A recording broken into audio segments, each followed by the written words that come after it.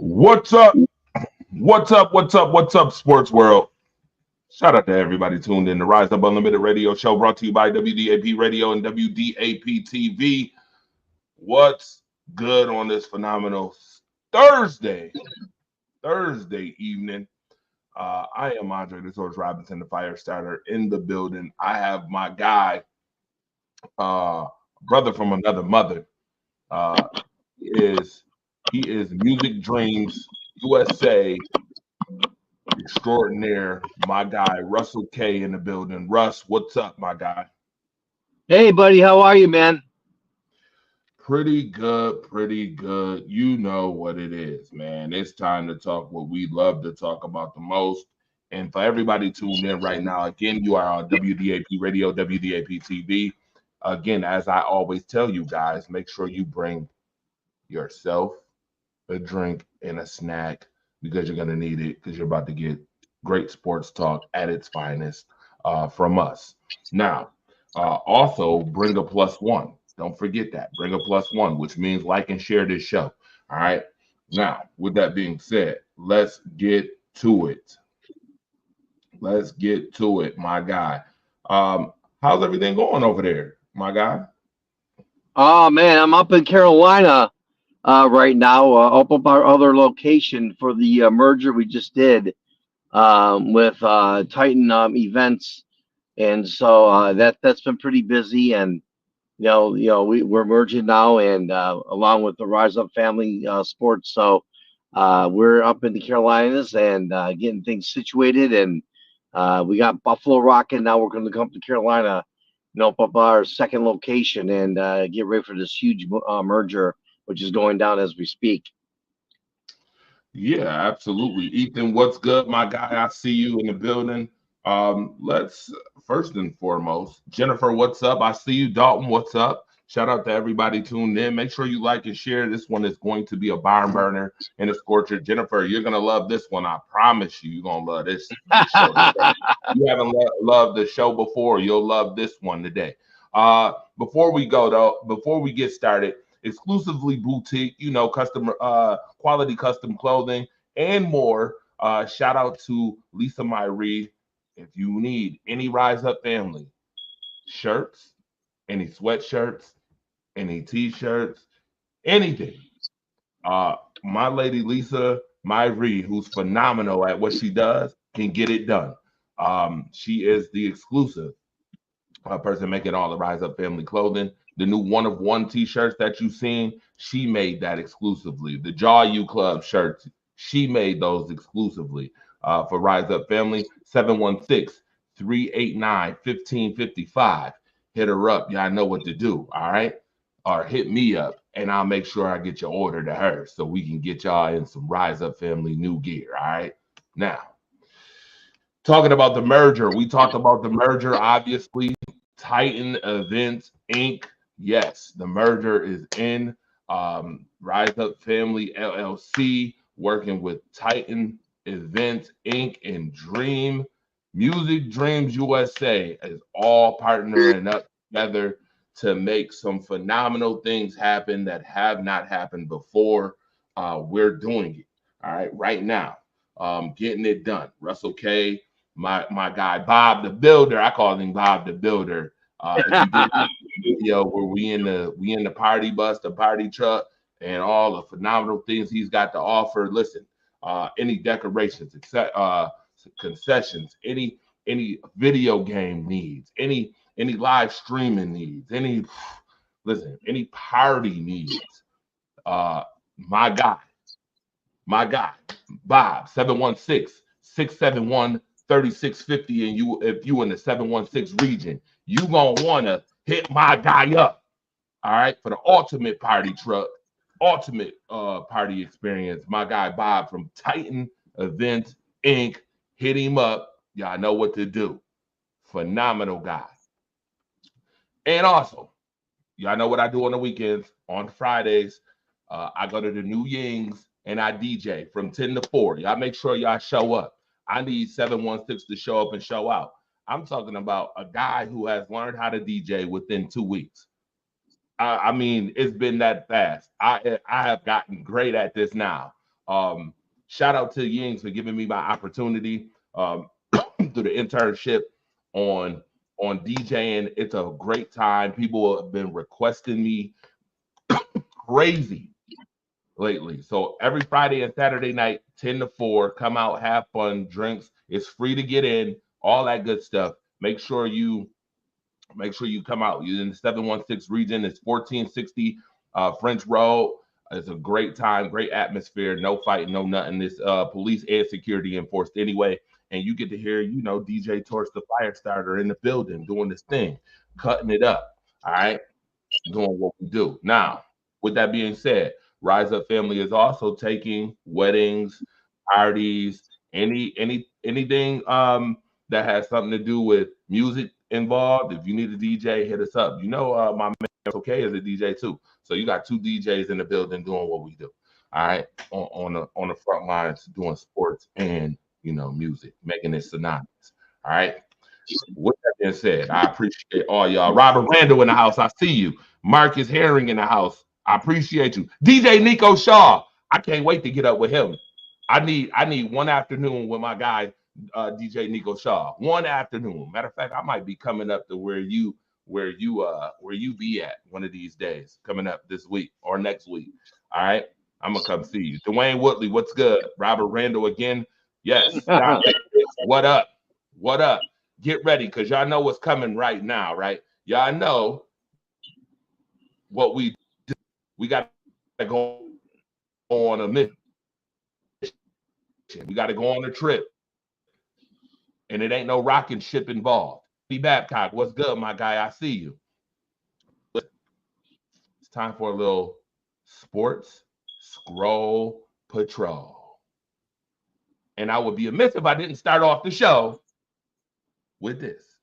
Sharon, what's up, chocolate girl? I see you, chocolate girl. What's good? Now, are we doing a Hail Mary pass? Yes, we are. Everybody watched last week. I'm gonna be real with you. I see sports EDs being real nice. This buffoon, I'm gonna call it like it is. This buffoon, Goofy, with the clown behavior. We played the video on the last show. While he's out there, I mean, he acted like he playing baseball. He had left field just talking to the crowd. The play is going on. They done hiked the football, and this guy's over here in left field. I don't know where the hell he thought he was, talking, chirping it up, talking to the fans, and then because he's out of place, has to run back into the play. And it ultimately the guy who tips the ball to Noah Brown, in which the Washington Commanders end up pulling off the Maryland Miracle because of this. Not so fast. Not so fast. All right. Before that even happened, there was some serious holding going on from the Commanders. If you look at that replay, there was like at least all right, 2 to 3 holding. Yeah, they're holding on every play. Nobody cares. Nobody cares about the holding call. Nobody cares. There was holding calls that prevented that play should never happen. That play should have never happened. The Commanders were holding on that play multiple times on the same play, Torch. Multiple times they were holding. I hear excuses. No, I hear some excuses. That is a fact. Have you looked at the video? Look at the video. You will see there are multiple holdings on that play. I mean, that play should never happen. There's holding on every play, sir. There's holding on every play. All right. It just depends on when they want to call it.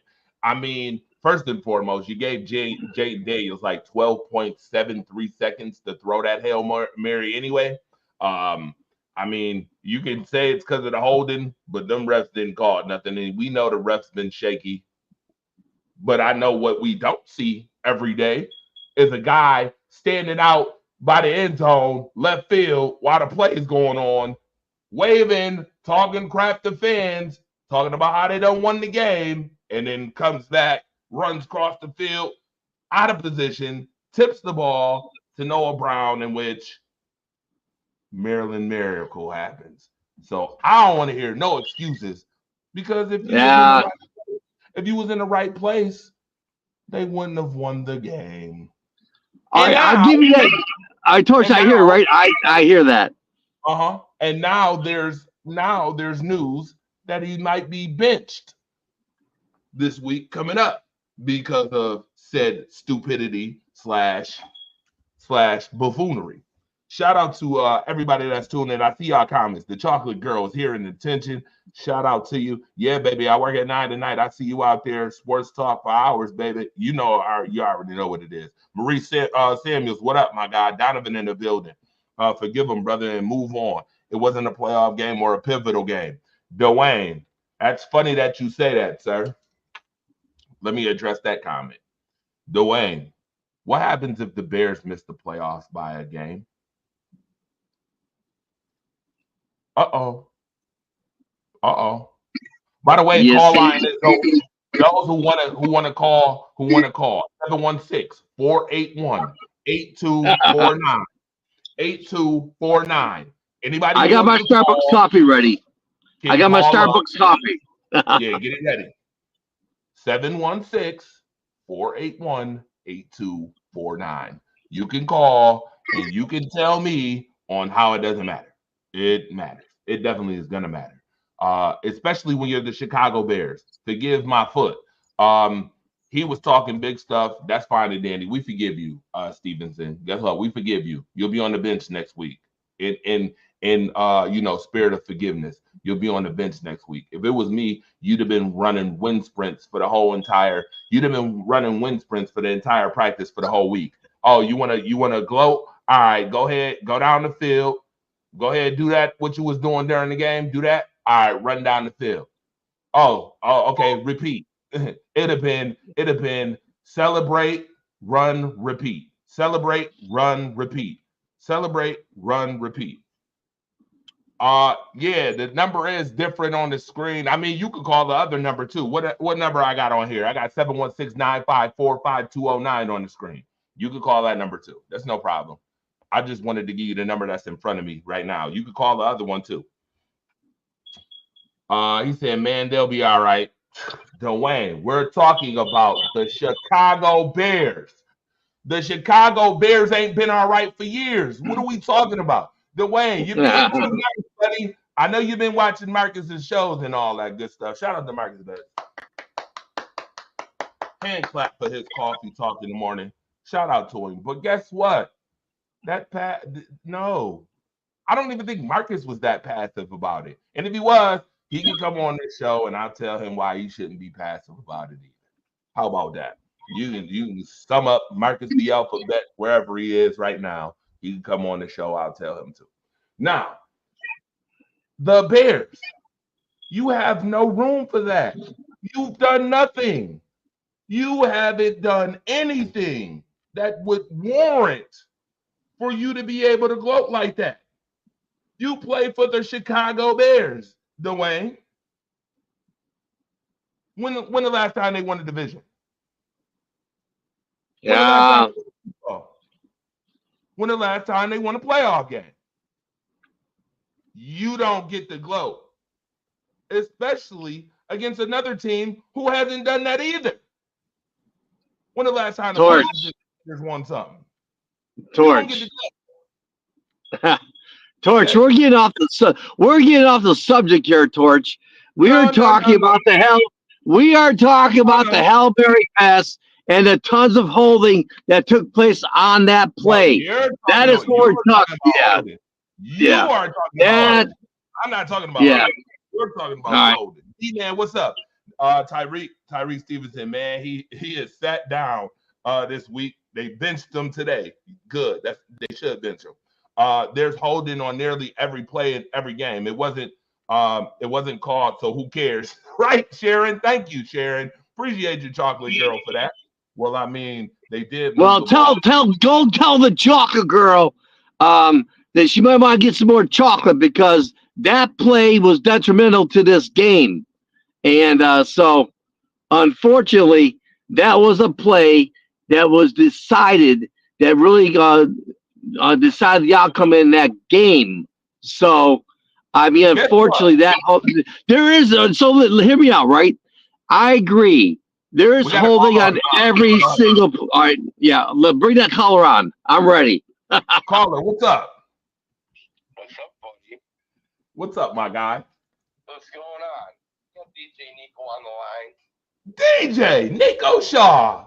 You know DJ who? I gotta work tonight, so I wanted to put my little 2 cents in on this little fail Mary thing. Nico Shaw in the house. Because, I mean, you can call it a holding that you want, honestly, but the play before, they moved the ball. They wouldn't even have been in that position to throw that Hail Mary if they would have just played defense. Ooh.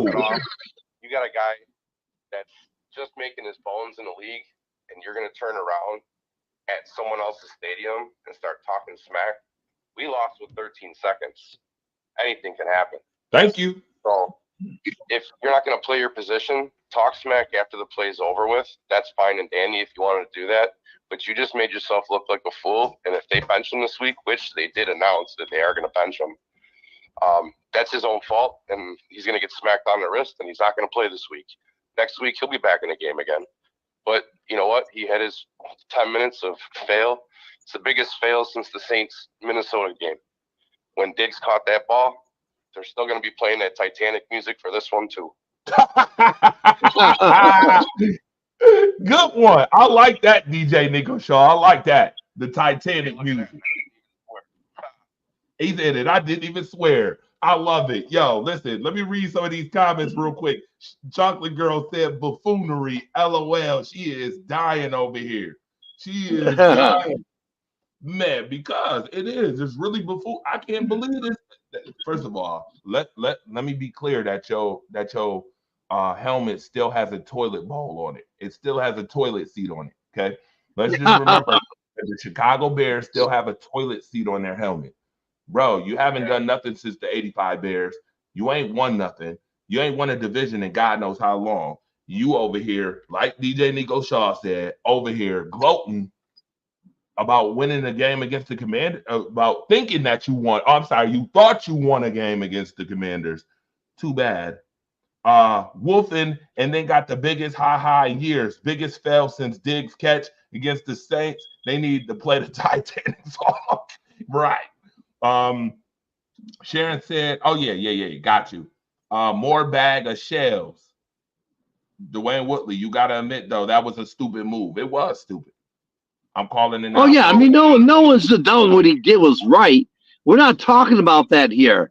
What he did was wrong. It was stupid. He should have never done that. I agree. He should have been in the play, focusing on that play. We're not talking about what he did. What he did was wrong. I'm on board with that. What he did was wrong. He should have been in the play, focusing on that play and not talking smack to the crowd before the play even began. He was talking smack.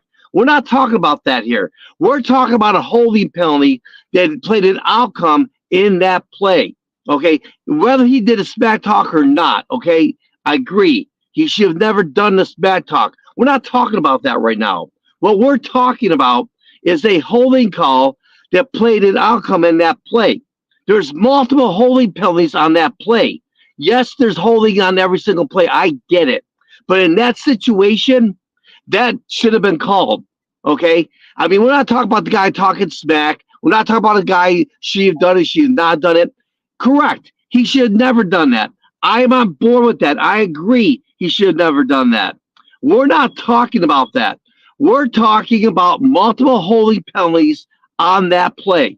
If you look at the replay, I mean, the quarterback should have been sacked. He was not sacked because of the multiple holding penalties. If they would have called the play, regardless of what happened, the Commanders would have not won that game. But nevertheless, though, it is what it is. I mean, if you want to talk about the referees, I mean, you could probably take up the whole show about talk about the referees, how they screw up every game. It's gonna, I mean, every play is gonna have those outcomes. So that's just my take on that. Let's move on with the show. All right, hold on a second though. Caller. There's multiple holding penalties that could have been called on the Arizona game when they beat us. There was multiple holding penalties that could have been called on Green Bay when they beat Seattle back in the day. Those Hail Marys too. It's, you know what I mean? We can't even holding penalties anymore because they're either going to call them or they're not. They're either going to give them a chance to just throw it up and play ball, or they're not at this point. And I'm starting to realize that it doesn't even matter what the refs do anymore. If we're going to beat them, we're going to beat them. They tried to do it against us, against the Jets when they did 30 penalties or something. They still tried to give the Jets the win, and they still couldn't even help themselves. You know what I mean? So absolutely, arguments both ways. And yeah, no, I agree. Move on. And I just wanted to call, guys. Have a good night. Have a good show. I gotta go to work. I gotta get ready. But I wanted to put my little 2 cents in on the Hail Mary. Love y'all. I'll see you soon. No doubt. Thank you for calling, DJ Nico Shaw. Appreciate you greatly. Now, once again, if you're just tuning in, this is Rise Up Unlimited Radio Show brought to you by WDAP Radio and WDAP TV. Now that we got the Hail Mary, we got the Hail Mary with multiple home calls that was called out of the way. We can move on to some other stuff too. Best safeties, top 10 best safeties. I got a question. We can go through and talk about all 10 of these safeties. But my question to you guys in the audience right now, because I want to know, is if you had to pick 2 safeties, which 2 would you pick out of this group to play on your team? You're the GM. Let's play a little GM game here. Which 2 would you pick? You got Micah Fitzpatrick, Kevin Byard, you got Xavier McKinney, you got Kyle Hamilton, you got Brian Branch, Antoine Winfield, Jesse Bates, Justin Simmons, Budda Baker, and Julian Love. Which 2 are you choosing to be on your team? Put it in the comment section. Russ, which 2 are you choosing? Come on, we got a lot to go through today. Oh, man. I mean, this is a pretty good list. Give me some Budda Baker and Micah Fitzpatrick. I like those 2. All right, Budda Baker and Micah Fitzpatrick. All right, let me see in the comments who people got. Sharon got Micah. Shout out to Jay Andre. What up, Jay Andre? Jared Willis, what's good, my guy? What's good, Jared? All right. No, that's what you talking about. LOL, we get it. It should have been called. So now what?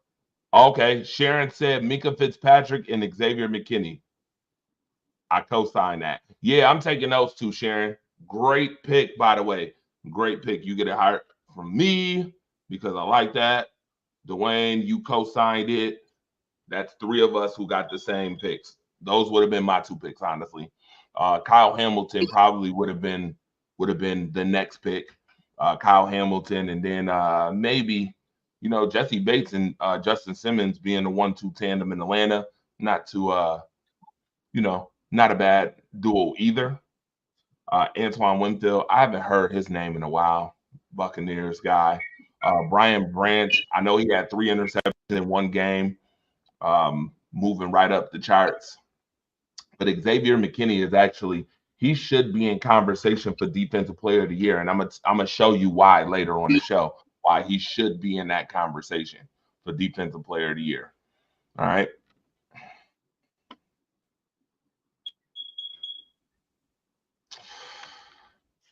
Jennifer, I hope you still here, Jennifer, because I told you was going to like this show. You was going to like the show. Josh Allen. This is just fun facts now. We getting the fun facts here. Josh Allen has the most touchdowns, total touchdowns, before the age of 29 in NFL history. Interesting. Interesting to say the least. Russ, what's your thoughts on that? Josh Allen being that guy. He is the guy. However, though, I mean, I don't think he's on the right team, man. I mean, this guy has been in Buffalo for 8 years. Whoa. Slow that back. He's not. Bring that back. Yeah. All right, he's not on the right team. What is Buffalo is wasting his time? I mean, let's talk about the Bills. They're 5-2 right now and 6-2 on the year. All right. And where have they gone? So, I mean, during the regular season, they're doing well. Playoffs, where are they? They're sitting home. So my point is, Josh Allen is one hell of a quarterback. And for him to throw those many touchdowns at the age of, where he's at right now, well-deserved. But, I mean, again, this team has wasted his prime years. I mean, why has this guy not been in the Super Bowl at least one time? He's not even been in the Super Bowl one time. I mean, you have the 13-second fiasco. That's as close as he's gotten. That's where I'm coming from on that, Torch. It's like, great quarterback, great talent. I mean, the guy's amazing. I just think he's not on the right team. I think he's on a team that's wasting his prime years. If you put him on any other team, I guarantee you he would be in at least one Super Bowl appearance. These guys have not even sniffed the Super Bowl. If you want to count the 13-second fiasco, I mean, that's where I'm coming from with that, Torch.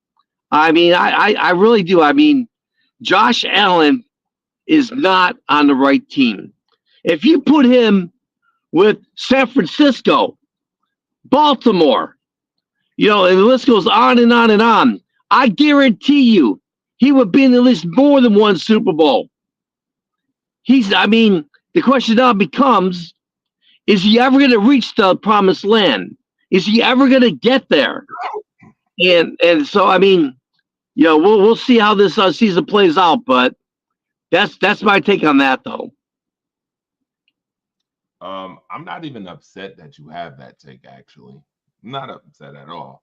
I will get into some more comments in just a moment. I just wanted to share to a couple people, make sure these folks get the show, because I know they be watching, and I appreciate everybody who be tuning in to Rise Up Unlimited Radio Show, brought to you by WDAP Radio and WDAP TV. Yes. Let me read some of these comments real quick. Bills by 12 this week. Josh for MVP. Sharon said that's some LeBron James type of stats highlight. LOL. The Bills doesn't have the right coach, and I stand on that. Yo, I'm gonna get into that in a minute too. He is the definition of Buffalo. He's the best fit for who else would you fit here? If he's not a good fit, what quarterback would win it then? Next thing, it'll be Josh Allen has scored the most touchdowns on a fourth Sunday within 24 hours after rain wearing red boxers while he chewing double mint gum. I cannot, Sharon. I cannot. Yeah, you can. Yeah, you can. That's hilarious. Yo, Sharon. Chocolate Girl got me rolling right now with that one.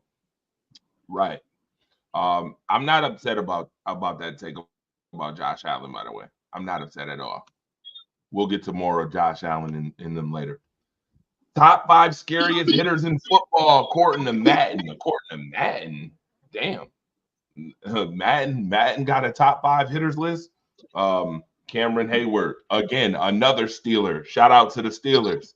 Getting a lot of love on the show today. Derwin James, Bobby Wagner, Harrison Smith, CJ Mosley. Interesting. Hi, Yuri. What's up? What's up, my guy? Patriots tight end Hunter Henry spotted taking snaps at quarterback during practice.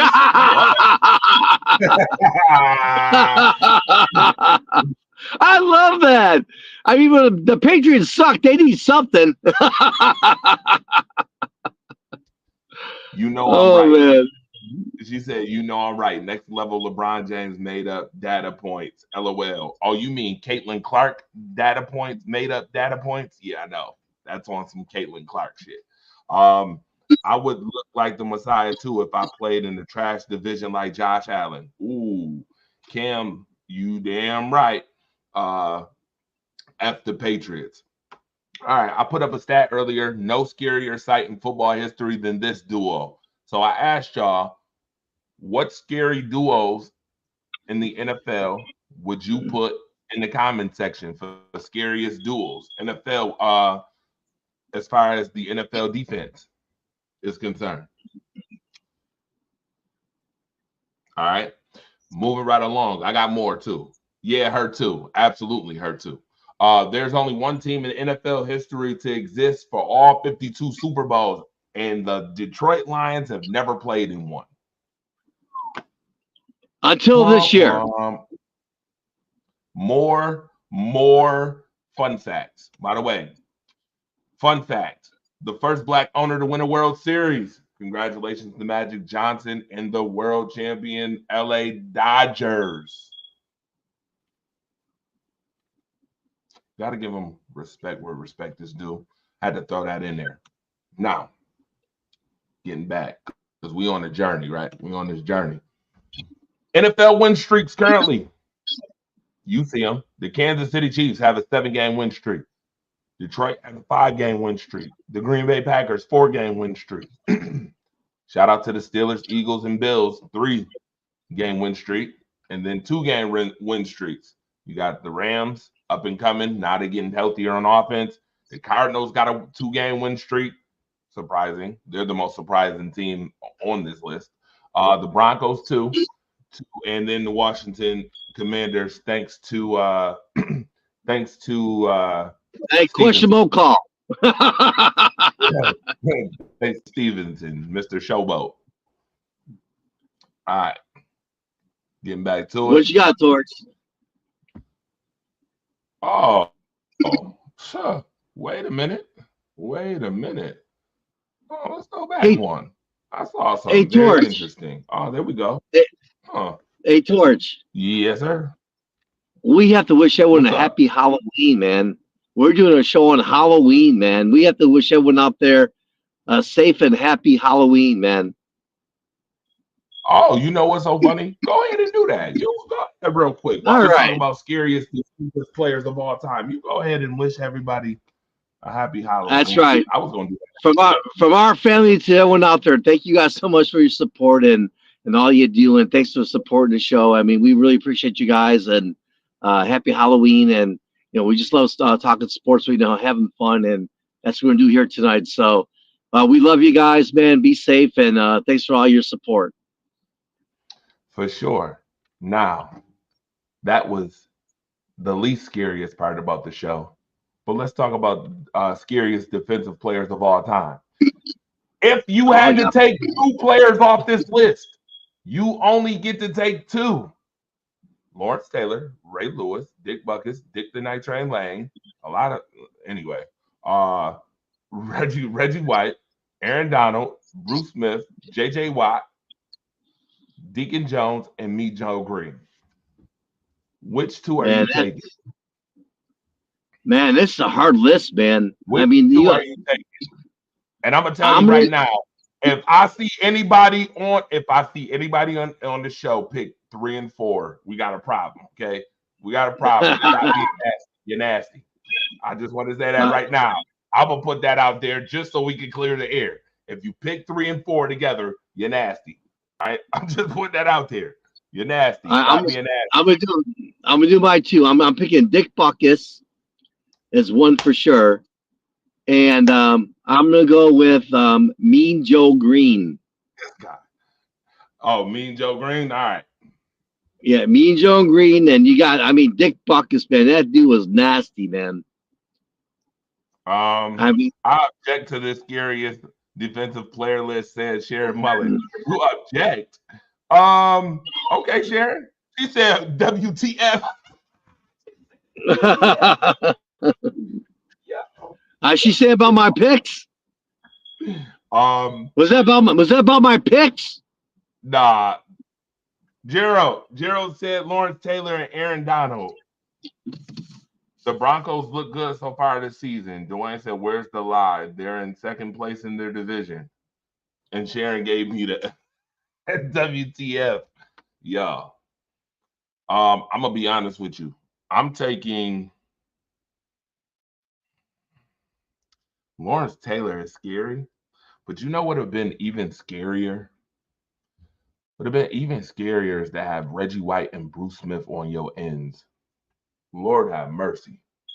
Can you imagine Reggie White on one end and then Bruce Smith on the other? That would be terrorizing. That would just be absurd. I know Aaron Donald's in the middle of those 2, which if I could get Reggie White, Aaron Donald, and Bruce Smith all on one defensive line, we'd probably win the Super Bowl every year. Ask the question again, Torch. Terrifying. LOL. Yeah, again, Reggie White and Bruce Smith. Oh my goodness, I'm taking those 2. I get it. Anybody would take Lawrence Taylor. That's fine. but I wanted to take somebody outside of Lawrence Taylor, who's number 1. You took number 3, and you took number 10, right? Mean Joe Green. I did. All right. What's the question? The question is, if you only had 2 that you could pick, which 2 are you taking? And I said, if you pick 3 and 4, you're nasty. Stop being nasty. All right. That's the question. Scariest defensive players of all time. I'm taking Bruce Smith. I'm taking the 2 sack leaders of all time. I'm taking the 2. I'm taking both of them. Let's on the line. You on the right end. You on the left end. I'm getting hella pressure. I'm getting nothing but pressure.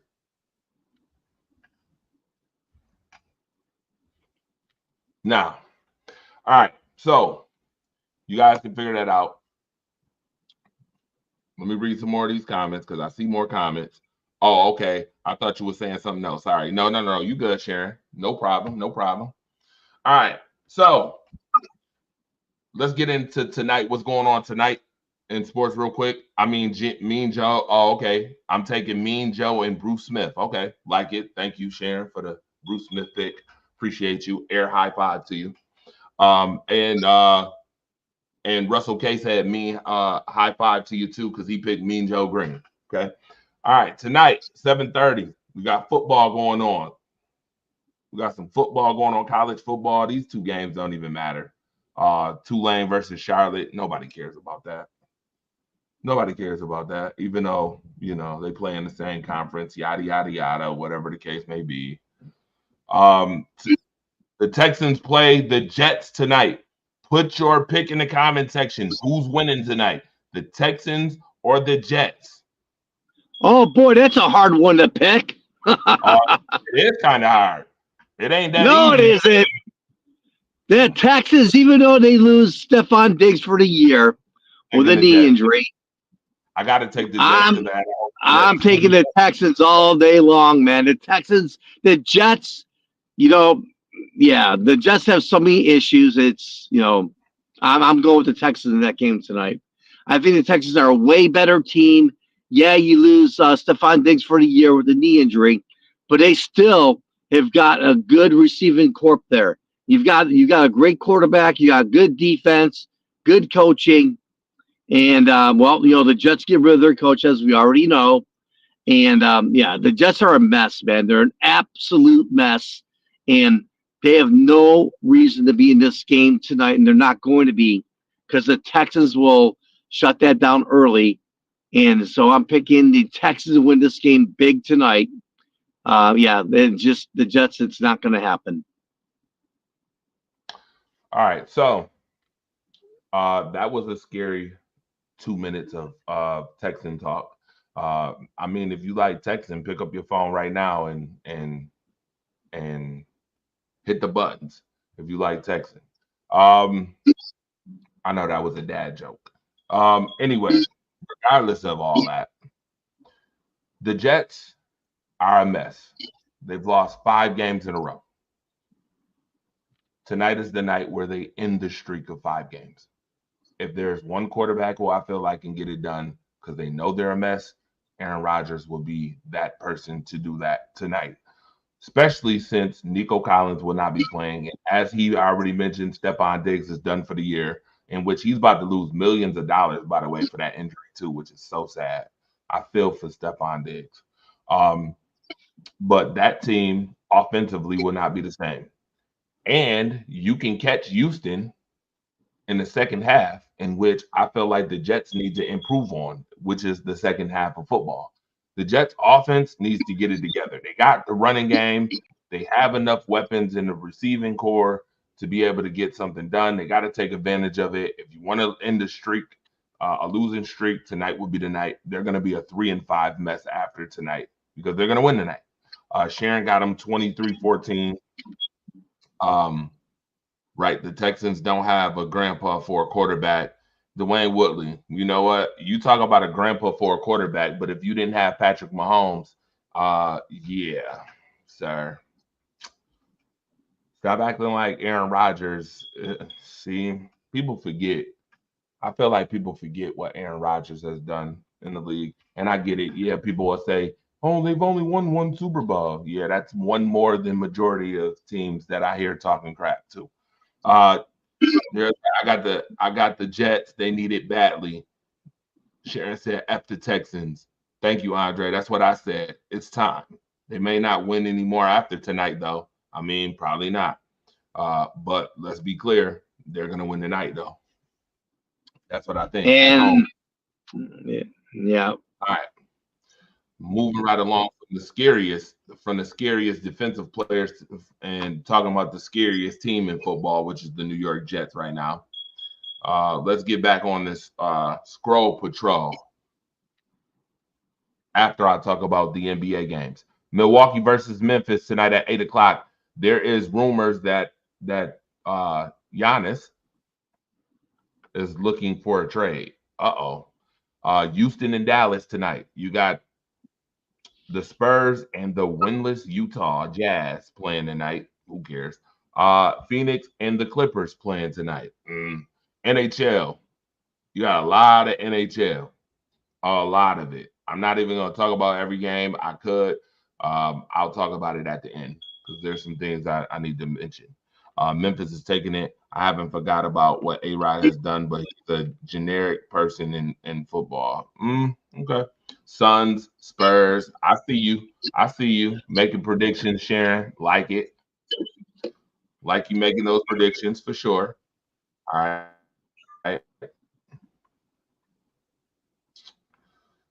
Now, Russell K. I'm gonna turn the show over to you for like 5 minutes. You go ahead before we get back on the scroll patrol, and talk about any sports topic you need to get off your chest because I know it's a couple. Go ahead, 5 minutes. All right. I'll be right back. Let's talk about the Buffalo Sabres. So everyone watching right now, what are your thoughts about Buffalo thus far? Do you like what Lindy Ruff is doing thus far as coaching the Sabres? I mean, do you think this is the year that Buffalo will finally get to the playoffs? Right now, they're actually in third place right now with a few games coming up. And they're 4-4, and they're in third place right now. So hit me up with the comment line right now. Let me know, what are your thoughts about the Buffalo Sabres? Do you think that they got the talent this year to get to the playoffs? And if they get to the playoffs, how far do you think that they're going to go? So that's one topic I want to talk about. The other one, the Buffalo Bills. Every year they do great during the regular season. Then when it comes to the playoffs, somehow, some way, they lose the way of getting that success they had in the regular season. Let's talk about Amari Cooper. Yes, he's injured right now. However, could Amari Cooper, or shall we say a healthy Amari Cooper, will he be enough for the Buffalo Bills to finally get past the Kansas City Chiefs and get to the promised land? Let me know what your thoughts are about that. All right. My thoughts is I love the trade. I love what Brandon Beane and Sean McDermott has done this year. I mean, earlier in one of our shows earlier in the year, I really consider Buffalo as one of those no-name teams where you got a lot of no-name players on that team that are doing amazing this year. I mean, the defense, Bobby Babich is doing an amazing job calling that defense. And Joe Brady, he's doing a great job, calling the plays offensively for the Buffalo Bills. So the Bills, I mean, I love what they're doing, but I want to see more. I want to see them finally get over the hump and get past the Kansas City Chiefs. And I feel like if they could do that, then and you hear me say this live on TV and also on the radio, I really and truly believe if the Buffalo Bills can get past the Kansas City Chiefs, I really believe that if you get Josh Allen in the Super Bowl, he's going to win for you. And so that's what I'm hoping for. I'm hoping that Buffalo can finally get the answers and get past Kansas City, get the Super Bowl. And I'm feeling if they can win the Super Bowl with Josh Allen, no question about it. And so the torch, as you can see on the screen right now, the torch has Sean McDermott on the hot seat. And so let's talk about that. I've met Sean McDermott. He's a great guy. I mean, he's a class act all the way. And but I would have to agree though. I mean, he thus far in his time in Buffalo, yeah, you come in, you change the culture, and you turn this organization into a winning organization. That I mean, you got to tip your head off to him and Brandon Beane. They're a great team together. But in today's NFL, it's about how many Super Bowls have you been to and how many have you won. Thus far in their career, Brandon Beane and Sean McDermott, they have 0 Super Bowl appearances and 0 Super Bowl wins. If you go back to the 1990 Bills, they were in 4 consecutive Super Bowls. Yeah, you lose them all, but you were there. And even though Buffalo lost those 4 Super Bowls, there's no team that has equaled that what Buffalo's done back in the 90s. No team. Well, Kansas City is getting closer. They have an opportunity to win their 3rd Super Bowl this year, if that should happen. So Sean McDermott on the hot seat.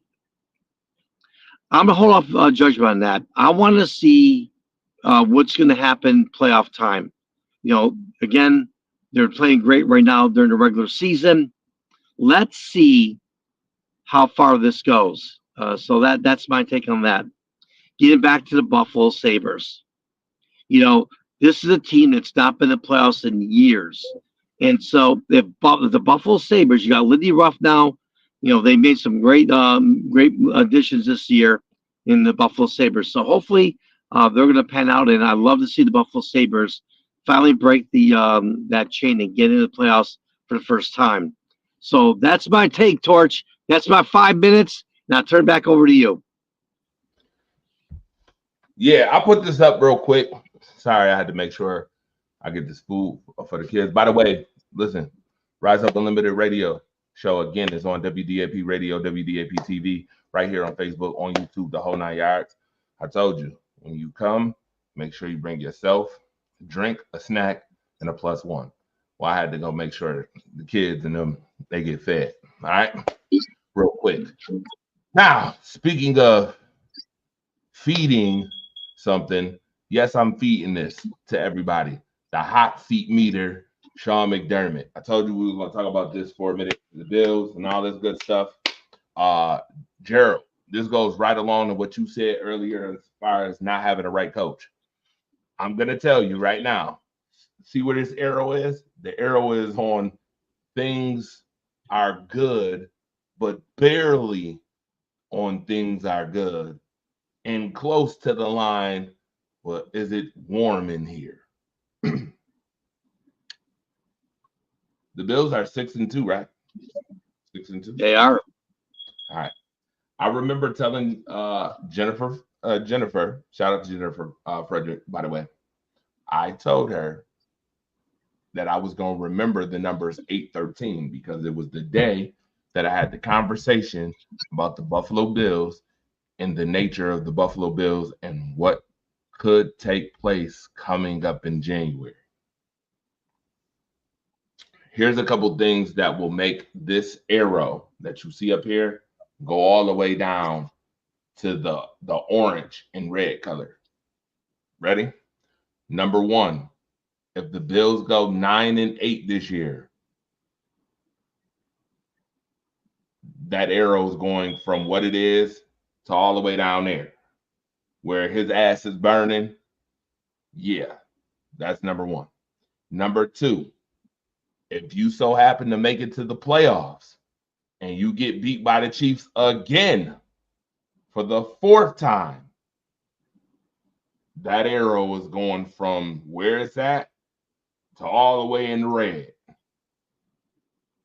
If you make the playoffs and you win the division again and you make the playoffs and you get bounced in the first round of the playoff, that arrow is going from all the way where it's at, all the way down to in that red area. And here's why. Russell K earlier was saying Josh Allen is getting his prime wasted on coaching that's not getting them over the hump, right? I'm in agreement to that. And I think it's more than just coaching. I think it's organization in general. Organizational moves plus the climate. And when I say the climate, I'm not talking about the temperature outside. I'm talking about the climate in which the Buffalo Bills are 2 years away from moving into a new stadium, in which they want to charge people more money to come to these games, and they're cutting less seats, and they're making less seats, 20,000 to be exact, less seats.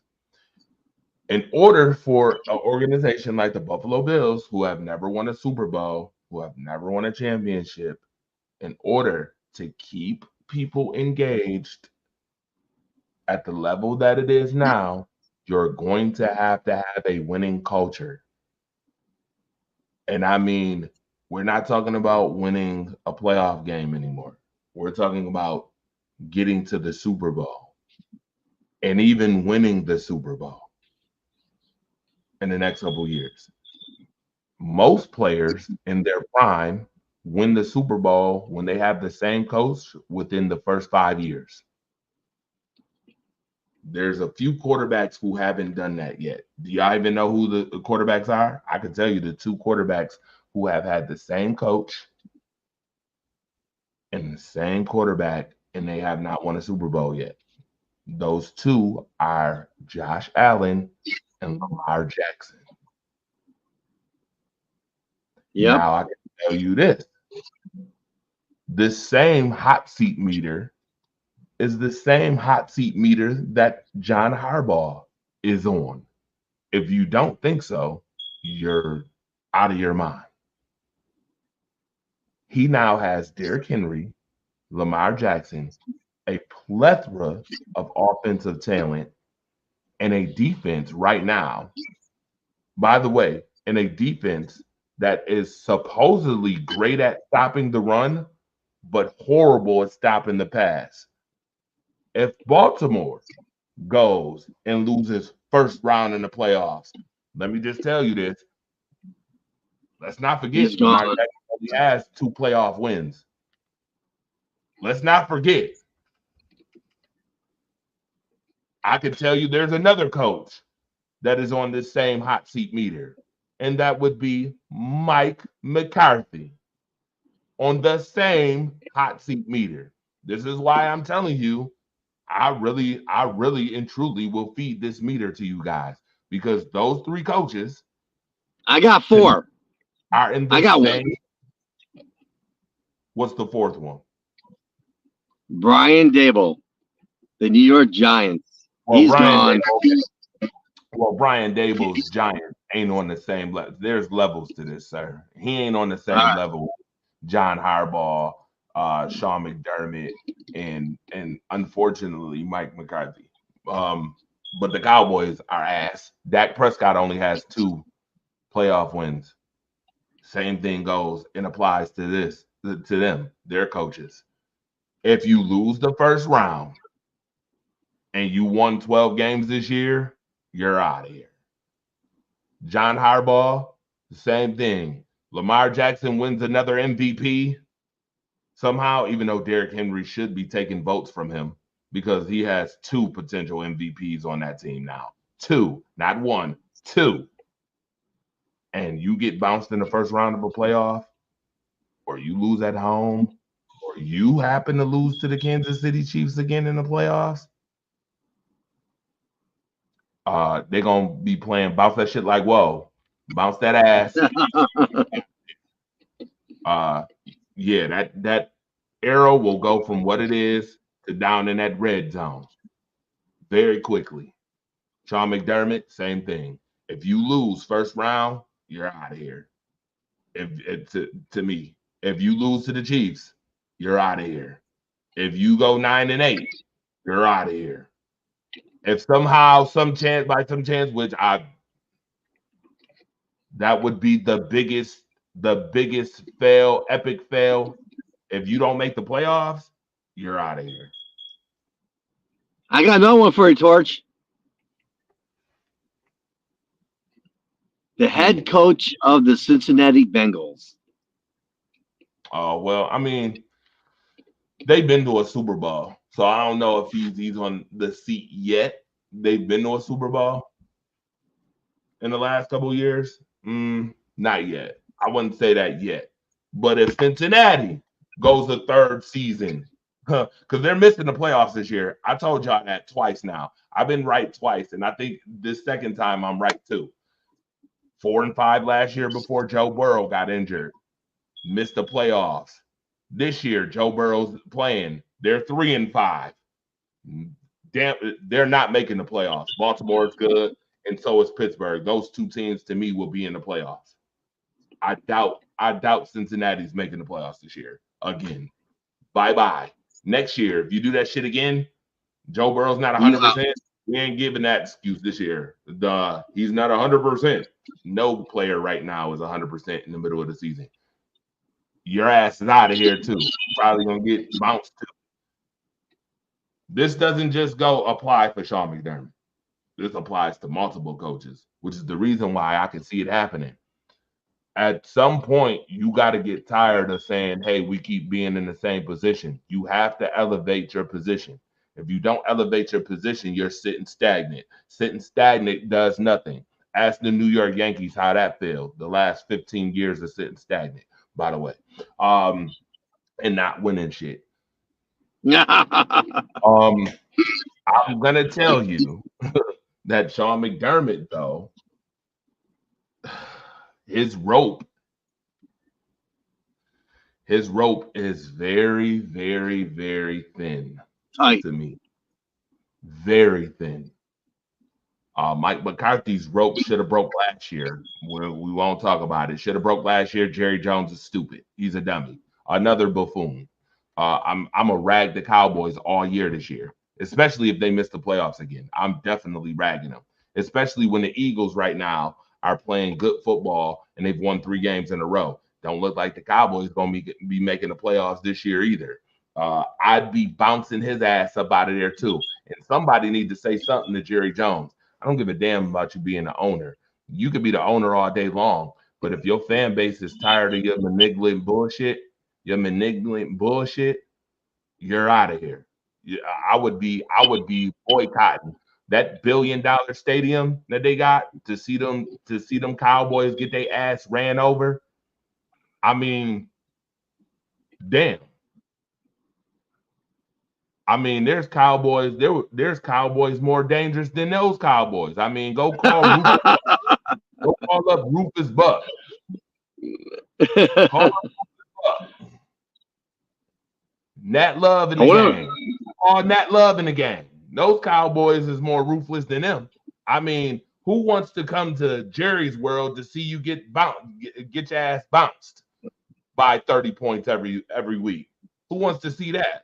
Nobody wants to see that. Just like exactly as faithful as Bills Mafia fans are, which you saw in Seattle, by the way. Shout out to the Bills Mafia fans. They tired of that shit too. Don't think that they not tired of watching Sean McDermott lose in the second round of a playoff in the divisional. Don't think that they not tired of watching him lose to Kansas City every year. Don't get it twisted that they not tired of watching him barely win playoff games and then lose to Cincinnati at home. Don't get it twisted for 2 seconds. Yeah, I agree. I think Pagula's ready. I mean, I agree with you, right? If Buffalo doesn't get it done this year, I really believe that Pagula's will pull the trigger this year. I really do. Much to your point where, if Buffalo doesn't go far in the playoffs here, and if they don't get it done this year, I mean, you got the talent still. You got a good team, got great defense. You still got, you got Josh Allen. And as long as you got Josh Allen, you got an opportunity to win. But I mean, much to my point earlier in the show, these coaches have got to put these players in a position to win, to get past Kansas City, to get them in positions to succeed. And thus far, during the regular season, they have. But it's all about the playoffs. I mean, the regular season is regular season. The playoffs is the playoffs. This is the year that Sean McDermott and Brandon Beane have to show up, and they have to get past Kansas City. For once and for all, they've got to get past Kansas City. And if they do, now say it again, and while you're on the break there, towards I said during the break, if the Buffalo Bills can get past Kansas City, and if you get Josh Allen to the Super Bowl, he's good enough to win it. And I think that I really believe Buffalo will win the Super Bowl. If Buffalo gets the Super Bowl this year, you got Josh Allen, and they can win it. Okay. Well, seeing is believing. Talk is cheap. Exactly. It's proof's in the pudding, right? So I agree. We can sit here and talk all day about this. We can talk about that, but until it's actually done, then that's where the story will be told. But again, I really love Josh Allen. He's a great quarterback, and I just love to see him get at least the one Super Bowl, if not multiple. But I really believe if he gets in there, I really believe he's good enough. He can win one. All right. Speaking on playoffs and things of that nature, teams with the most at stake in Week 9. You see the playoff percentage, win-loss. Win this week, Broncos, 79% with a win, 50% with a loss. I agree with that because they're in the division with Kansas City, and I think there's a bunch of good teams in the AFC that you got to be careful for when you're the Broncos, especially when your offense is very diluted. They have a great defense, diluted offense. Tampa Bay, 63% with a win, 35% with a loss. I can see that. Atlanta is up and coming. Atlanta's playing good football right now. They are. Again, the NFC is loaded with good teams. The Rams are up and coming. They're healthy again. They're on a 2-game winning streak right now. The Rams are not the 1-4 Rams that we were accustomed to the first 5 weeks. All right. Remember, 5-0 means nothing, and 1-3 means nothing. Unless you're a team that hasn't done shit. In which the Chargers, 71% with a win, 44% with a loss. Again, I can see that. That's that AFC West. Again, Chargers are pretty good. Broncos are pretty good. Chiefs, 7-0. You got over in the AFC North, you got your Ravens, your Steelers, Bengals, and then the Cleveland, who just won a game thanks to Jameis Winston. Shout out to Jameis Winston, by the way. The Colts, another team. You got Houston, who's been playing really good ball. 62% with a win, 37% with a loss. I don't see the Colts making the playoffs, though. I don't see them making the playoffs. They're playing good football right now, though. I like Indy's playing some good football right now. Yeah, with Joe Flacco, not with Anthony Richardson. He's another one. By the way, if I had boo-boo, listen, if this week I had boo-boo shit players of the week, because I do that, boo-boo shit players of the week, I would tell you right now, Anthony Richardson is one of them. Tyreek Stevenson is another one. That's 2. All right. So just be aware. Put a star on what I just said. Those are 2. You can put one in the comment section if you want to. Tell me who is your boo-boo shit players of the week. All right. Put in the comments. All right. Let me get to some of these comments too. It's been a minute. Pulling them right up. Now, the Chicago Bears. Funny how Bears. Yeah. You got to talk about them again? No, don't do that. Don't do that. Oh, no, don't you do that. Holding, but you knew that. Don't get that. But the Bears might miss the playoffs again. Okay? That's what's going to happen. 71% with a win, 44% with a loss. You know what? It would be the ultimate karma if these guys miss the playoffs by one game. By one game. I laughing. Oh, Michael, what up? Jennifer, I see you. Michael, what up? Many fans are frustrated. Nothing has come out of suggesting he's in any risk at all. Oh, don't worry. Don't worry. Remember, the Buffalo Bills are not a big PR team. You're not going to hear that. Hear what? Hear what, George? Sean McDermott being at any risk. You're not going to hear that. You're not going to hear that because they're not a big PR team. You're not. Let Sean lose this year and he'll be back in 25. And he'll No, he won't. No, he won't. You is listen, okay, Michael, watch what I tell you. Let one of those three things happen, and we'll see. You'll see. Tell you right now. Let him lose in the first round of a playoff this year. Let him get beat by the Chiefs again, or let him miss the playoffs, and then we'll talk. And then we'll talk later about it. Because I can tell you right now, and I meant to say this earlier, if this was Ralph Wilson, he'd have been out the door already. Oh, yeah. No question about it.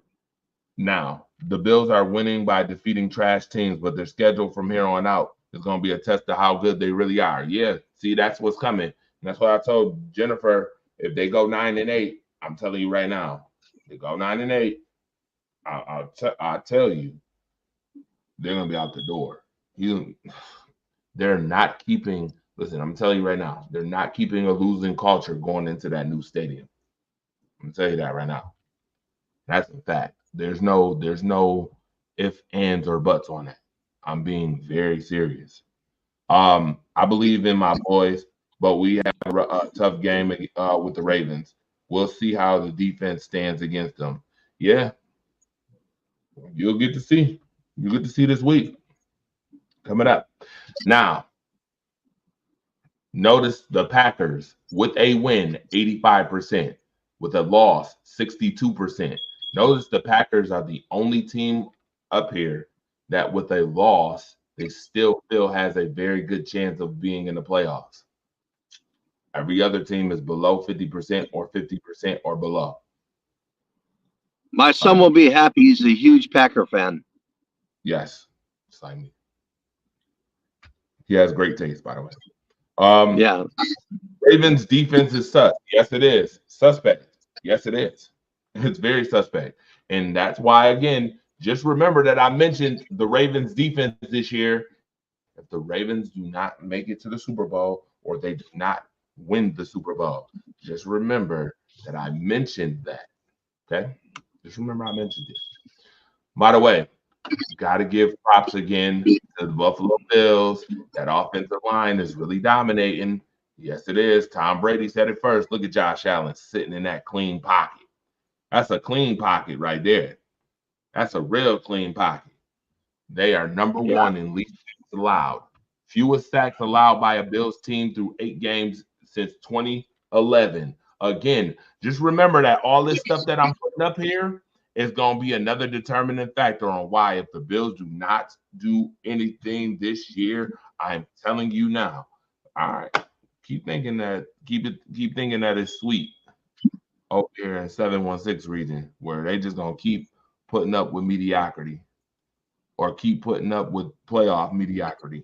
Cook has been cooking on the ground. What are the Bills gonna do when they come up against the run stopping team like the Chiefs? Again, Dwayne, this is what I keep saying.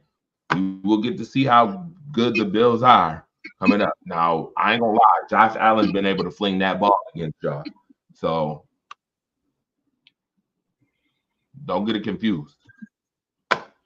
Don't get it confused. If they could keep number 95 at bay for your Chiefs, I mean, they beat them in the regular season a bunch of times. It just matters in the playoffs. Exactly. Now, remember I told you Xavier McKinney? He's the only player in NFL that has at least 2 interceptions, 1 sack, 1 fumble recovery. That would be Xavier McKinney. Again, who happens to lead the league with 6 interceptions. Those are numbers a defensive player of the year resume are built on. Surely. Again, he should be in conversation. So, y'all, this earlier. You should be in conversation. I'm not even going to talk about this. I'm going to save this for another show because I don't have much time left. We got a few minutes left in the show. Golly, how fast shows go. These shows go so fast, by the way.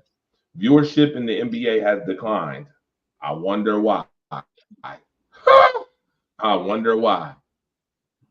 There's a rising sense of confidence that if things go badly, again, remember I was telling you this earlier, Giannis might be looking for a trade. All right. She's got to go to Buffalo in a couple weeks to play the Bills. Oh, I know I'll be there, by the way, Dwayne. I will be there for that game. This year I've been working and handling business on the home front. So I ain't been to a whole lot of Bills games because I don't know if anybody paid attention when a lot of people pay attention, but I don't know if they paid attention to the fact when I said that I am not the biggest fan of the Buffalo Bills this year. I'm not a fan, period, but I'm not the biggest fan as far as the Buffalo Bills concerned this year, and that's for other reasons I won't discuss on the show right now. But there's reason. I second that, by the way. Yeah, this has to be the most disappointing top 4 picks in the NFL draft ever. It's right up there. It's surely got to be right up there. I'm shocked about Trevor Lawrence, though. I mean, in Clemson, he had a great, great career, and all of a sudden he comes, to the NFL with Jacksonville, and Doug Peterson is not a bad coach. This year he's not obviously very good, but of that list you just showed, I'm shocked about Trevor Lawrence. I mean, great college career. You come to NFL. I know the NFL is not college, obviously, but you would expect him to do a lot better than he's doing right now. And for him to be on the decline he is right now, I can really put, you heard me say earlier in the show about Josh Allen not being on the right team. I kind of think the same way about Trevor Lawrence, where I don't think he's on the right team. If you put these guys in the right offenses, right, and a lot of these guys excel at what they're good at, I really think that a lot of the results will be different. And so, that's but I'm shocked about Trevor Lawrence. So, I mean, I like him. We cover, on Music Dreams USA Radio, we cover Clemson, and it's a shame to see he's not doing so good right now. Okay, I'm going to rebut that comment. I'm going to rebut that with saying this. When you're the number 1 overall pick, you're going to a team that's in a disarray and a mess. Right. You're going to a team that is in disarray or a mess. With that being said, that comes with the territory. Right. Number 1 overall picks are expected to be force multipliers. You are expected to be a force multiplier, which means you are expected to be in addition to, not the team that is in a disarray, be in addition to you. You're expected to be an addition to that team that's in a disarray to help them get out of or rebuild out of a disarray. Yeah, I hear you. Yeah, I hear you saying. But that college football is starting to show you that they are having an issue with player development. To me, it is a development issue because when you're the number 1 overall pick, you are supposed to be getting these players transitioned over into being pro ready.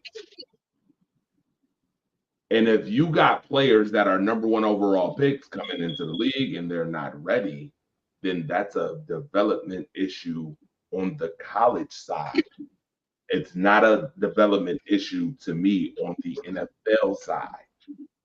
The NFL is supposed to take those talents and that development that you're supposed to have and then build off of that. They're not supposed to get you ready. You're supposed to be pro ready when you come in. That's just like in a relationship. If you've been in a relationship, you're already supposed to be pro married ready. You don't just jump the broom and all of a sudden you're married, you're marriage ready. No, you're supposed to be marriage ready before you get married. That's why you get married. Same thing. We don't just hold on. Let me quote somebody from this morning. We don't just talk about sports here. We talk about life stuff too. Now, with that being said, that's how I feel about Dak. You put Dak on the Giants, for example, I believe he would tear it up. He needs to leave Dallas. So again, let's all remember too, Dak's situation is interesting too because Dak shouldn't have been a fourth round pick. Dak should have been a first round pick, but because of his issues, Dak ended up being a fourth round pick. Not because Dak Prescott wasn't a first round talent. Remember, Mississippi State was number 1 in the country when Dak Prescott was the quarterback. Let's not forget that. I don't know how many people remember that. Mississippi State was number 1. Mississippi was number 2. There was a time in the day where Alabama wasn't number 1 and neither was Georgia or Florida. I remember when it was Mississippi and Mississippi State 1 and 2. I remember when Mississippi ended up being number 1. I remember that. That was Dak Prescott's time, by the way. That was around the same time. There's no way you're telling me that Daniel Jones is number 6 overall in a draft, but Dak Prescott is 4th round. Nobody will ever get to convince me that those two quarterbacks are that far off. If anything, it should have been flip-flopped, but whatever. Again, when you come to the league and you're a first round pick or you're a first round pick overall, you're a force multiplier. That's what you're expected. Now, it's talking about force multipliers. Talk about Derrick Henry again, who I told you should be taking votes away from Lamar Jackson. This is another one of those pivotal points that if John Harbaugh don't get the job done this year, this is one of the things that might stand out. Well, damn, you had Derrick Henry, and right now he has 11 rushes of 20-plus yards, and you still can't win. Lamar Jackson is on pace for 4,300 yards and 1,200 yards rushing. 5,500 yards of total offense is projected from Lamar Jackson, and you still can't win it? Now, hey, don't forget now, Lamar Jackson is hurt, though. He's got some injuries right now, so we're going to see if those are going to play a part as the season goes on. But Lamar Jackson is not 100% right now, so we got to keep that in mind. Oh, we're going to give him the injury excuse again. Here we go. No, I'm just stating facts, man. All right, who's retiring? Bob Costas. He's retired now. Shout out to Bob Costas, one of the greater sports broadcasters of all time. Got to give him a lot of props. He's retired. That injury bug shit should be retired.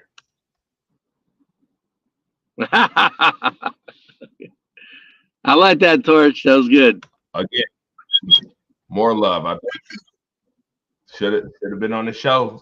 I hope you're watching the show. Josh Allen this season, 17 touchdowns. He has a combined 13 sacks plus turnovers. So he's combined. I know the Bills have given up minimum sacks this year, and he only has 1 interception. So that is absolutely nuts. For half the season, he's got 17 touchdowns. That ratio is crazy. Another he's playing good though. Josh is playing great, keeping the ball out of harm's way, and so thus far he's playing some pretty good, smart football. All right, now with that being said, here's another thing. Sean McDermott again. Since becoming the Bills head coach, Sean McDermott has won 79 games. He's one away from being the 13th coach to reach 80 wins in his first 8 seasons. With 5 more wins this season, Sean could also have the second most of all time in that span. The second most in all time. Sean McDermott equals wins. But they should have put Really? dot. Hold on. But they should have put dot. But doesn't win when it matters most. What's his playoff record? This stat's based on regular season. Show me his playoff record, and we're not having this conversation.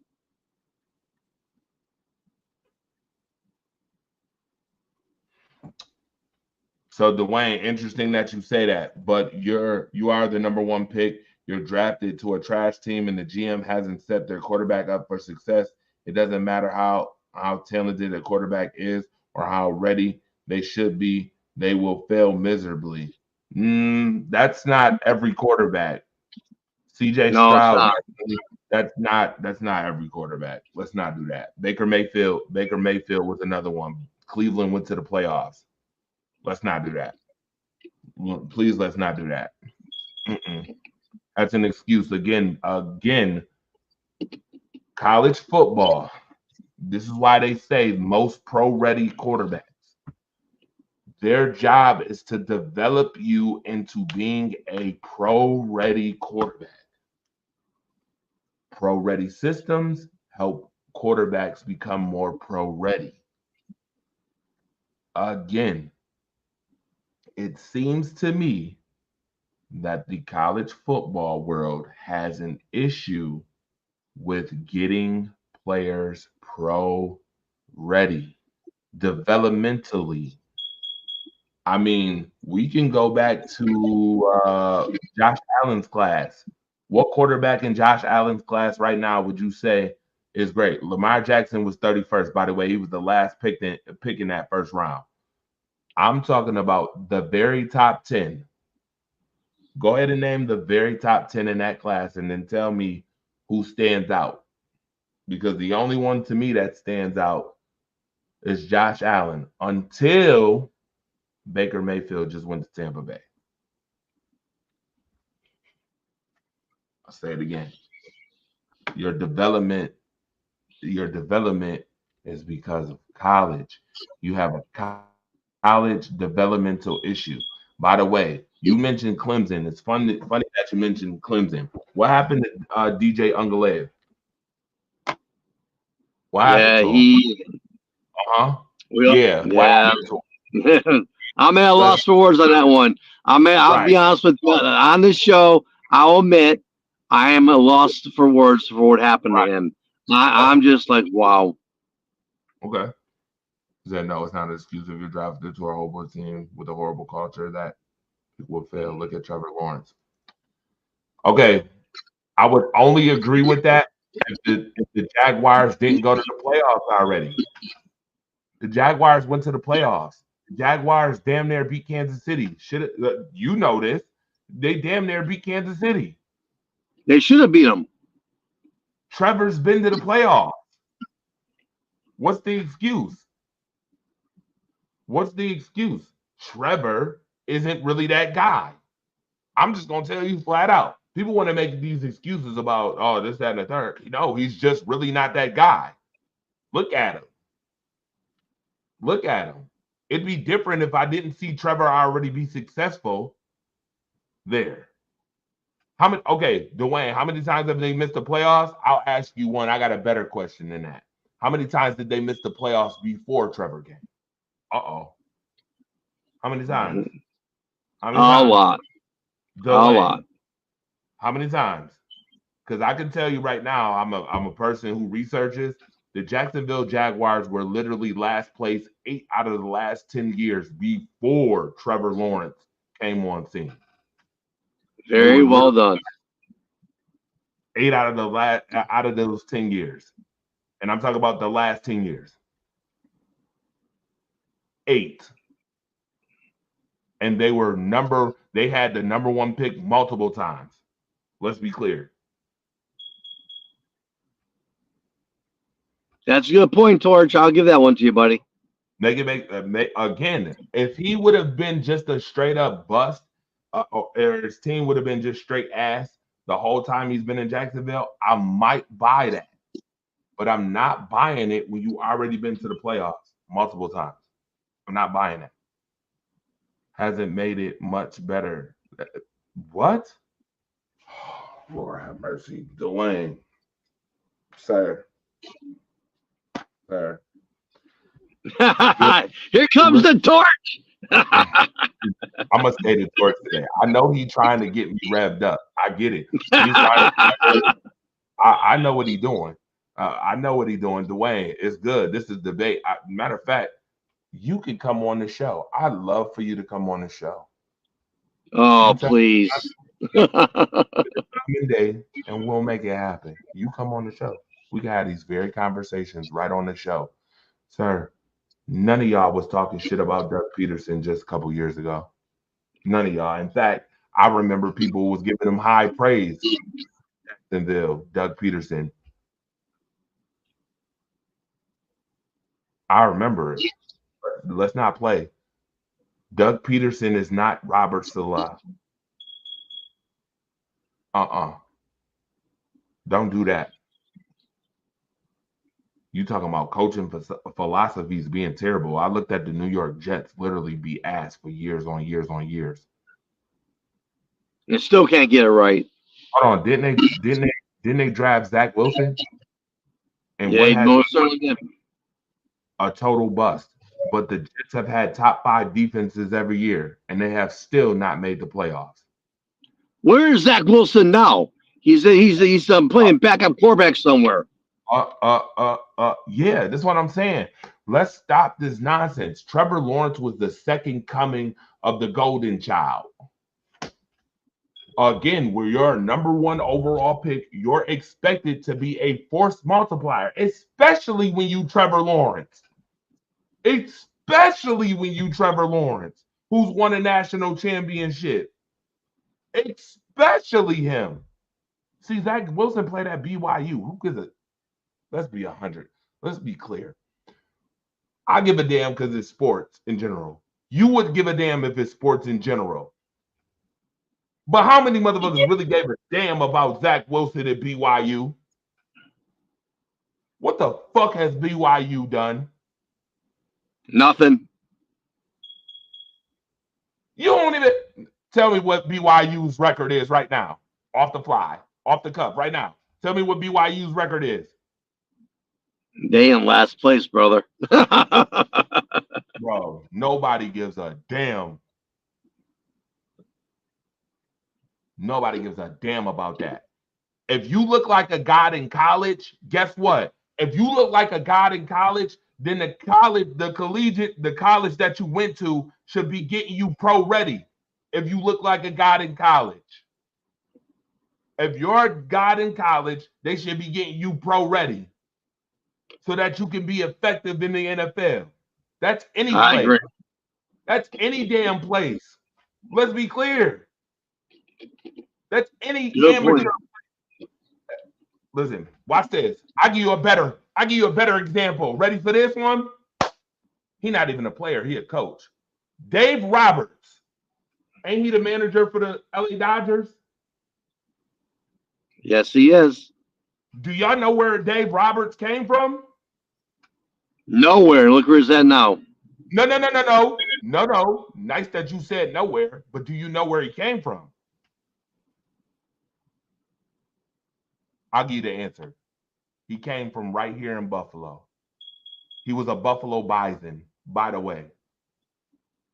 My Bison's who I cover, baby. I love it. He was a Buffalo Bison. Hello. Again, I'm glad you brought the Bisons. AA, AAA, get you pro ready. So that that's right. In the pros, when you get successful in the pros, it's probably because the development that you had got you ready. Casey Kendall. Can you say Casey Kendall? Yes, you can. Hold on. So watch this. You said, so why didn't Mahomes look like a guy at college? Sir, I'm going to be honest with you. Playing at Texas Tech, nobody looks like a guy playing at Texas Tech. Nobody does. You want to know why why he doesn't look like a guy playing at Texas Tech? Because he didn't have Deion Sanders there. Because I guarantee you he would have looked like a guy if Deion Sanders was his coach at Texas Tech. Because Patrick Mahomes was pretty damn good at Texas Tech. Let's be clear. I watched him at Texas Tech. I watched him. If we talking about talent, Patrick Mahomes looked good at Texas Tech. He wasn't trash at Texas Tech. Let's not do that now. No. He wasn't. He's the best quarterback. No, he's the best quarterback in the league. I mean, come on. And talent-wise, just showed. Exactly. So I never said your point about coaching philosophy matters. I'm not disputing coaching philosophy matters. What I'm telling you is that there's something that holds a higher level than coaching philosophy, and that is development, in which college to the pros matter more than a coach's philosophy. Because guess what? I know coaches who are successful because they have great players on the team, but have shitty philosophy or trash. But because the talent thereof on teams, their team looks good. Have you never seen that before? Because I've seen it plenty of times where talent supersedes coaching. I've seen it.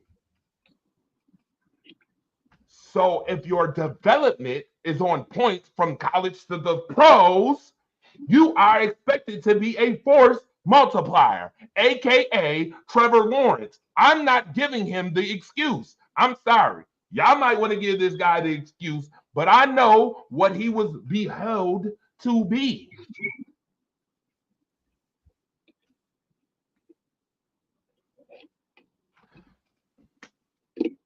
Exactly. Listen, Dwayne. I feel like okay, so here's the disconnect I see. I see it. Here it is. Let's explain it. The disconnect is I'm saying that coaches in the NFL are supposed to build upon the development that they already got from college to be better. But when you come in the pros, you should come in the pros with something already to offer, because that's why you get in the pros, because the pros see you as somebody, as something to offer for said team. You get picked in a draft where the worst team, everybody knows this. Shit, I mean, did the NFL drafting system change at any point? I mean, wake me up if it did, because then I must be in a sunken place or in La La Land. But you already know this. So my thing is that collegiate coaches and collegiate staff are supposed to develop these guys to be pro ready, right? Pro ready. So when you come in the pros, you have something to offer. So you can't just use the excuse of, oh, the coaching philosophy sucks, so I have nothing to offer at all. I'm still gonna be garbage because there's nothing to offer. No, the coaching in the NFL is supposed to build on that you already have to be better. Now, if the coaching philosophy sucks, then hey, so be it. But there's times where we've seen that people come into the NFL, and because of the talent thereof, they look better than what they've been. I.e., watch this. I.e., the Jacksonville Jaguars. Ding, ding, ding, ding, ding, ding, ding, ding, ding, ding, ding. With Trevor Lawrence. Trevor Lawrence didn't come in the league and be trash. It wasn't fucking doo-doo. Let's be clear. He went to the playoffs multiple times to an organization that was last place 8 out of the last 10 years before he stepped on scene. Hey, Torch, let me ask you this question since we're back on Trevor Lawrence. I mean, in your opinion, what do you think happened to him? Why is he having such a big decline this year? I tell you why. Because as many people know this, when you start getting tape on players, you start watching tape, you start understanding and noticing their traits. You start noticing their habits. If I watch Dwayne Woodley for 3 weeks, I guarantee you I can tell Dwayne Woodley's traits, likes, dislikes, what he does, his habits, the whole 9 yards. Because I'm a person of detail. Every team, every team is supposed to be a team of detail when it comes to offensive coordinating, defensive coordinators, head coaches, staffing, player personnel staffing. They're supposed to be people of detail. So this is a marriage to me, a blend of people done figured Trevor Lawrence out and Doug Peterson has lost his way. It's a blend of both. But people want to blame just Doug Peterson and say, oh, it's the team. No, it's Trevor too. I literally told y'all on the show, I watched, listen, trust me. Again, I'm gonna give credit. I'm gonna give props to my brother, Marcus the Alphabets. I give him hella props. He literally said on the show, he watches the game for enjoyment, then watches it to critique it, to dissect it. I literally watch football. Y'all done seen my screen back here. I literally watch football now just off the sole fact of trying to dissect it, period. I don't even watch. I'm going to be honest with you, and this is real. You're going to hear this for the first time ever. First time, Torch dropping a gem for all those who watching. You can go back, coin it, go ahead, clip it, play it.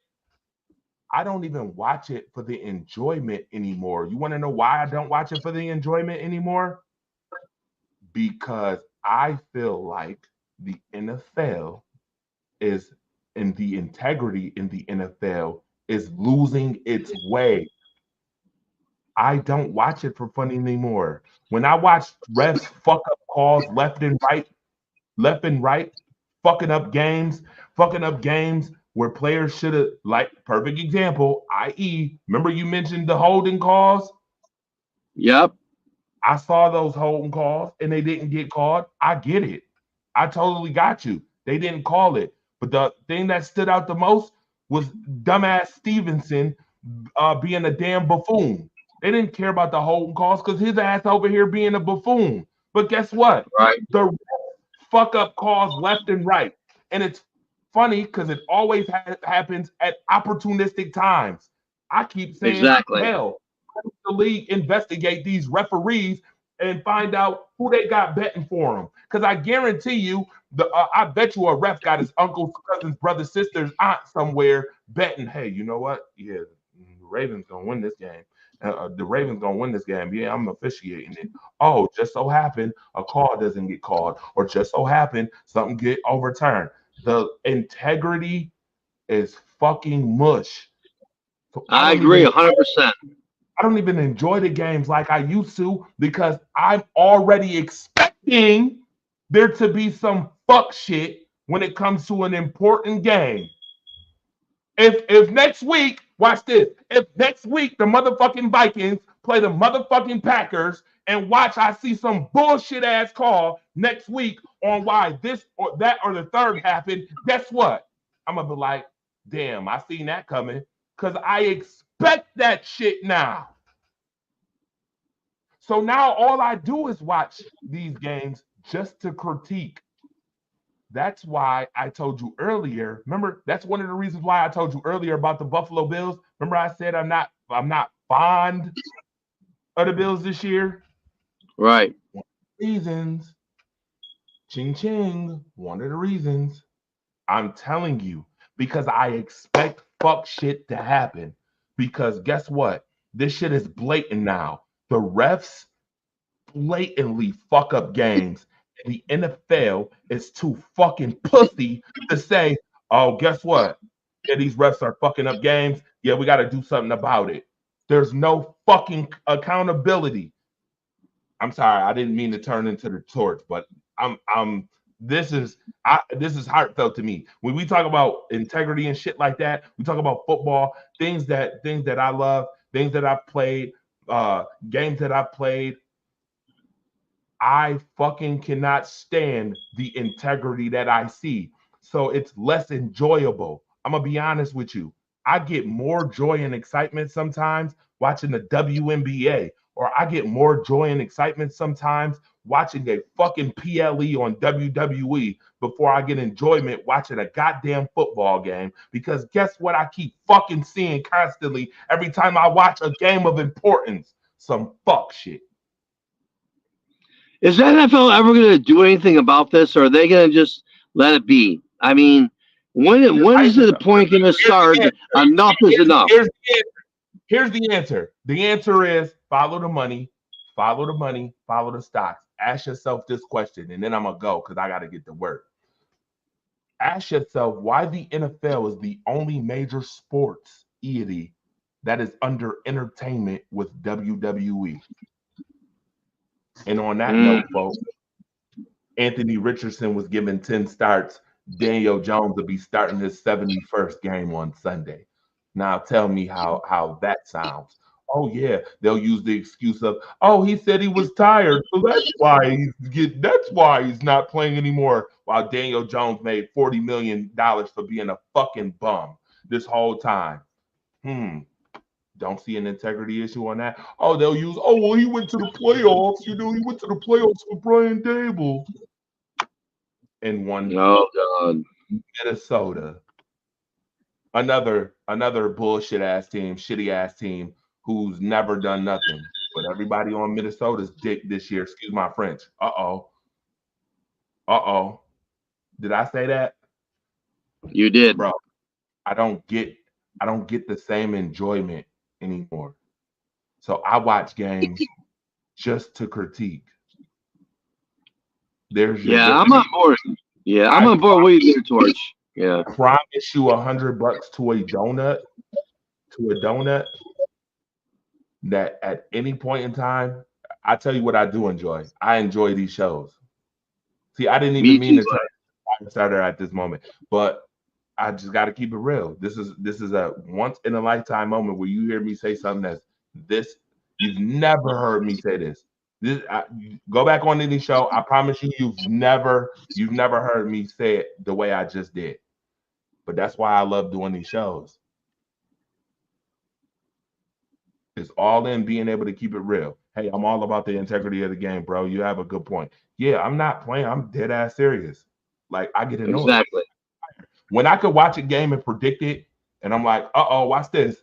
Jordan Love somehow gonna throw an interception, gonna do something stupid, and then it happens. Or I'm gonna be like, oh, you know what? Guess what? Watch this. Watch it be a penalty on this play. Watch it be a penalty on this play. They're gonna get the ball and then they're gonna win the game. Watch this.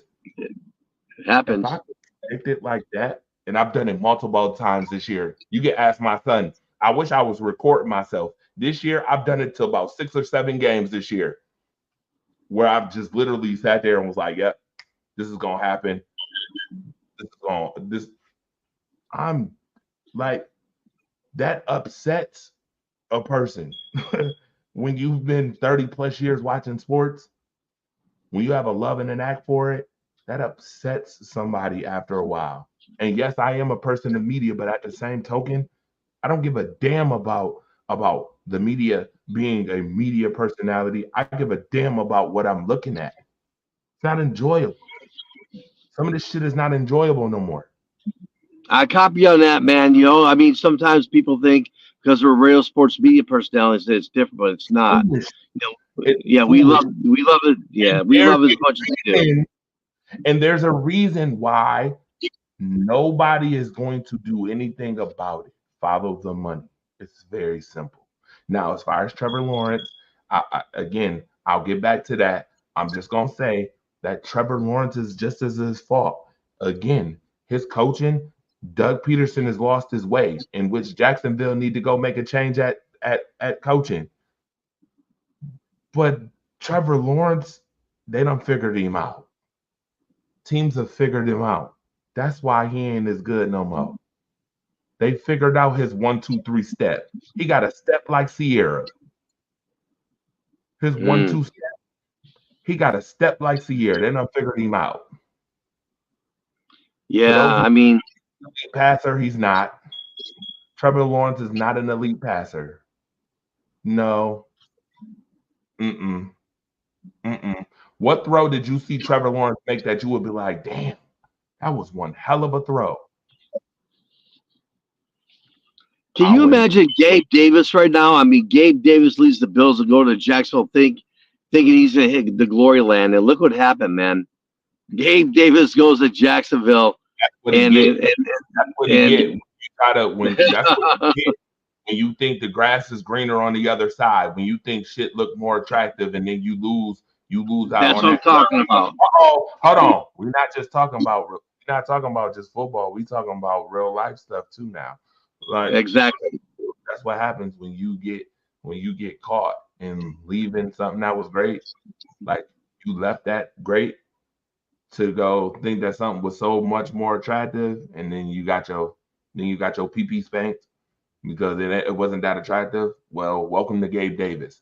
That's what you get. First of all, you're a limited receiver with limited route running, and you went to a team with a quarterback who's limited in throwing. Yeah, if you notice, I mean, great thrower. Right, exactly. When Gabe Davis was with Buffalo, Josh Allen made him look like a superstar. Fast forward, he goes to Jacksonville, and Trevor Lawrence can't even get that guy anything. I mean, so yeah, there's a difference right there. I'm sorry, don't tell that lie. I'm sorry, I'm not about to let you tell that lie. Josh Allen did not. Josh Allen couldn't even make Gabe Davis look like a superstar. Marcus the Alphabets was right about one thing, and I will tell this. He was right about this. Gabe Davis was the guy who gave you 3 catches for 150 yards, or he gave you 3 catches for 20 yards. He was right about that. I give Marcus his props on that too. There you go. But at any point in time, Dwayne Woodley, if you want to come on the show, I am all good for a show, because you know what? It's a different world. It's a different world. Now, the football that we used to watch back in the day, it's a different world from where we come from, and that's why what I told you is what I just told you. But at any time, you can come on the show, sir. Any point in time. Now, with that being said, I appreciate all y'all. Russell K been in the building, doing this thing. And again, Titan Events Inc. Let me shout out them one more time before we go. Let me get them up here real quick again. So just so you know, if you're in the 716 region, I want to make sure I shout out these 3. All right, I'm gonna shout them out one more time. Give them some love on the show. All right, gotta love it.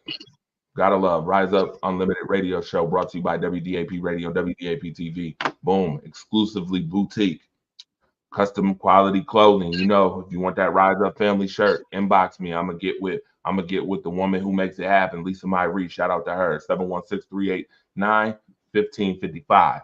Secondly, like I told you before, for your ultimate party needs, all your ultimate party needs, boom, boom, boom. Get with me. Get with us. Bob the Builder, my man Bob, doing this thing over here. Titan Events Inc. He has now, partnership with Rise Up Family and Dream Music USA. Shout out to him. All right. Make sure you hit him up, 716-671-3650. And Ying, shout out to Yings, man. If you're trying to have a good time on Friday and Saturday night, 10 to 4, you know who I'm be. I'm going to be right there DJing. I want to thank all the people who've been giving me tips with the DJing thing, too. That's, I'll help you, Torch. I'll help you, too, buddy. The fire starter, become a great DJ. Shout out to everybody who's done that, too. Shout out to y'all, man. I appreciate y'all, man. All right. Appreciate you. And with that being said, I'm going to see y'all real soon again on the flip. Got to get to work. Shout out to my guy, Russell K.